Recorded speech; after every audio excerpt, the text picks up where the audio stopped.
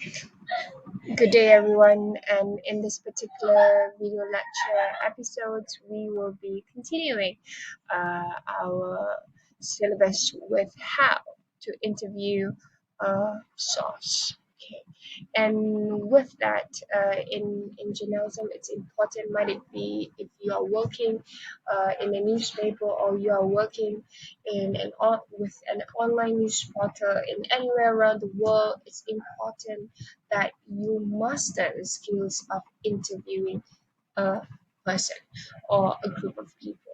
It depends on your news story as well. And let's get into how to actually interview a source.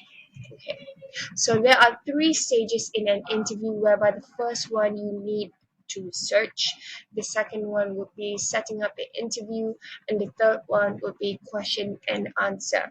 And the first one will be doing the research, whereby you have to know your background of your story. You need to do your homework before you come and go, or you go and interview a person. You can't say like, what's your name, what do you do for a living. You have to know that before you go to the interview, okay, to make sure that you are well prepared, and your source will feel comfortable that you are prepared as well before you go and interview them.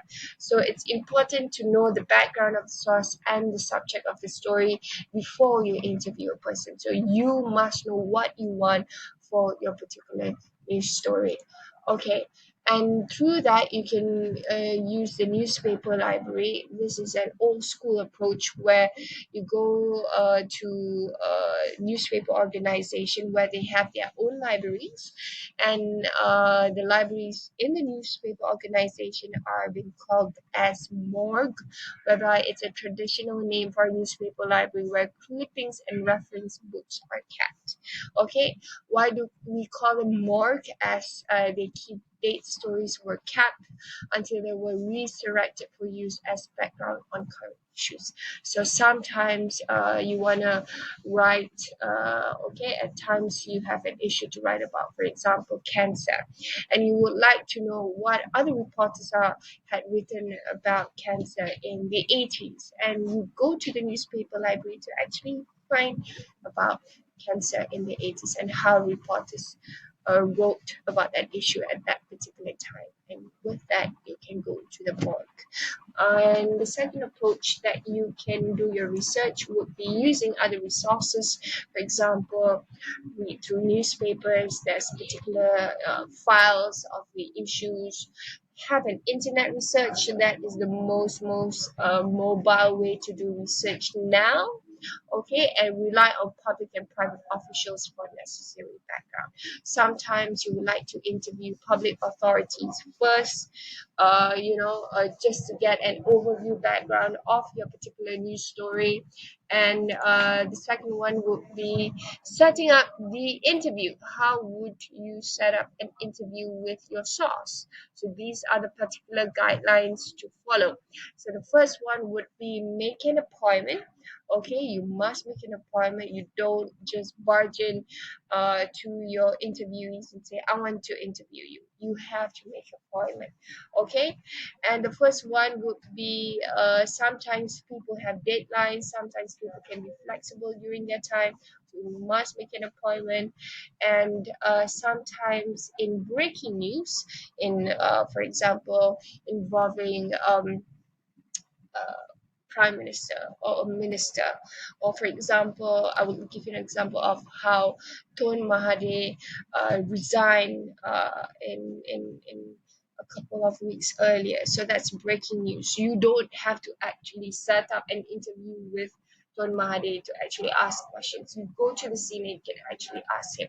So a seldom time, it depends on your news story whether you should make an appointment or not. You will know on your own whether you should make an appointment. Okay, and guideline number two would be identify yourself. Once sources are contacted, they are talking to a reporter. You have to identify that you are with what organization, uh, what are you writing for, why are you writing this particular article.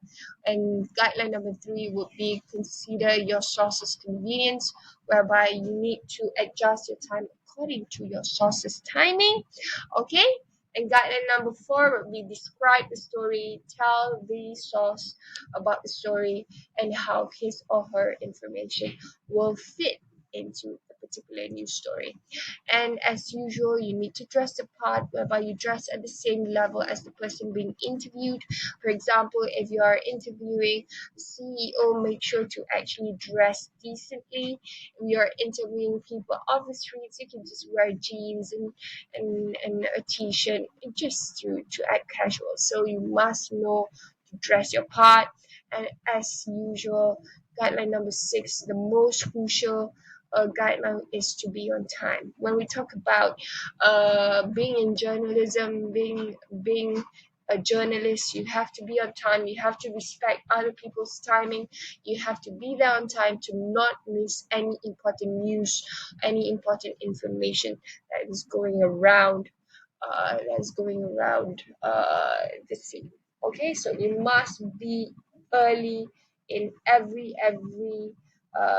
location that you are required to be at. Okay, and we go to the third one, which is conducting the interview, the questions and answer. The first type would be a funnel interview, which is a most common type of interview in which your reporter begins with non-threatening background and open-ended questions and end with the toughest questions. So for example, right here, background, you start with your background talk. How long have you been with this company? Where were you born? How old are you? Then you follow by open-ended questions with the interviewee themselves. Okay. And final interviews are being done when the source is not accustomed to be interviewed. Sometimes you can actually observe whether this particular interviewee has has done a lot of interviews with the media or not. So you must start with more or less easy questions than the toughest. Okay, the length of interview is not important. Sometimes you could not limit yourself to half an hour of an interview session to 1 hour. Sometimes interviewees take time to actually answer your questions, and particularly touchy when close-ended questions are being asked. So sometimes people are a little bit sensitive on those areas that you would like to know for your news story. So you must take time in asking them questions, make them comfortable before before asking tough questions. Okay, and with that, we go to the next one, which is the inverted funnel interview, a type of interview in which that the key questions, often and the toughest, are asked immediately. Sometimes you don't have time to actually be casual. Sometimes you just ask questions. For example, if you are a journalist covering the SRC International case involving the former Prime Minister Najib Razak, and you want to know immediate response, you just ask the questions that you want to ask for your news story. You don't have to be casual. Okay? And we have types of questions I would like to go through with you, which is close-ended questions are questions that is structured to elicit a short, precise answer, whether it's a yes or no. Open-ended questions is questions that is structured to allow a source to develop an answer. It can go on, and follow-up questions would be re-articulate or new questions, or that a reporter asks to elicit a different or a more specific response. So sometimes you ask follow-up questions will be like this. Um, you asking me when would you post the slides on times, and then and you ask me again on another day, the day after tomorrow, have you post these slides on time? So that will be a follow-up questions. Okay. And moving on, quotations and attribution. just a little bit on that. I know we have covered it in the previous video lecture. Just would like to recap with all of you. Okay, using quotations. So when you interview a person, the person's statement or the person's answer can be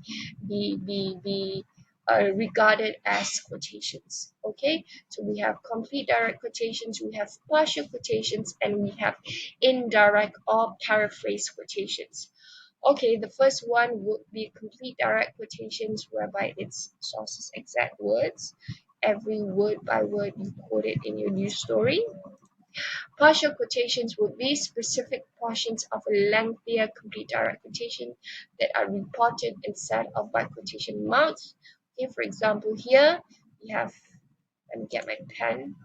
You highlight the most important theme, the the important quotation that the person had said, you highlight, and you have open quotation quote and close quotation at that particular theme of idea of what the person had said in your news story.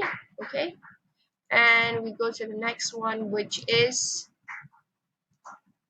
indirect paraphrase quotation. Paraphrase of a source's statement that retains its meaning. So you can paraphrase the person's sentences, what they have said, and that is one way of writing a news story. Okay, and when and how to quote, make sure you quote accurately, attribute the quotation, and never make up quotations or paraphrase. In journalism, especially in entertainment, sometimes to sell news, some reporters will make up quotations. So don't do that. Always be truthful when you write news. Okay, and when you attribute quotations, when and how to attribute, we have verbs of attribute. So for example, if I say I am sexy, so you can actually do a direct quotation. For example, open quotation, I am sexy, close quotation, Hannes said. Okay, Hannes declared, for example. Okay, and last but not least would be that is all. Okay, and with that, I end this particular video lecture right now. And if you have any questions, please drop the questions in our Facebook group or WhatsApp me, and I will get back to you with a feedback as soon as possible. Thank you very much for listening to the video, and have a good day, people.